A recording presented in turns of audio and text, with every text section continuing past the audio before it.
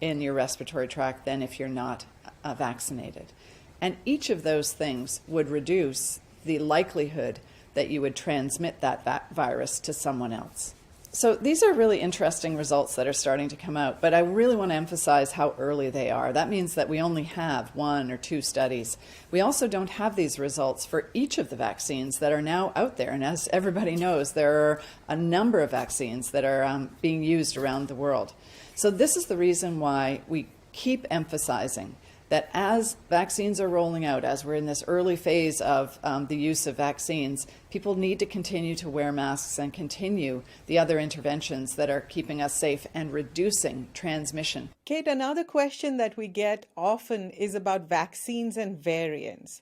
Once we are vaccinated, does that protect us against the variants? And also, does it mean that a new variant would impact us less? What about all the variants that are coming out, future variants? Do vaccines protect us from these variants?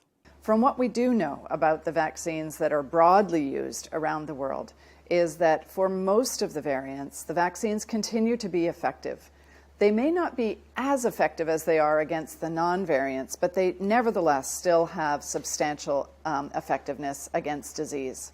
You asked also about other variants that are coming up. You know, we should expect that we're going to continue to see variants pop up and emerge. It's what viruses do. And the vaccine manufacturers are clearly going to and already adapting vaccines to try to make them as best they can be against a range of variants as we learn more about how those variants are interacting with the vaccines. The most important thing is this is one of the really big reasons why, even if you're vaccinated, it's important to keep you wearing a mask. We don't have the evidence for each of the vaccines, for each of the variants, nor for variants that will come up in the future about the degree to which the vaccines are protective against you getting infected. They may protect you against getting sick, but you could then go on and transmit to somebody else, and they could get sick if they're not vaccinated. Another question we are getting nowadays is, what if I've already had COVID? Do I only need 1 dose of the vaccine now? We still recommend that if you've had COVID disease, you should get the full course of the vaccines that are out there and available to you. So if it's a vaccine that requires 2 doses, you should get the 2 doses. We certainly have seen evidence that a single dose of vaccine, especially in people who have had COVID disease in the past, gives a really strong antibody response.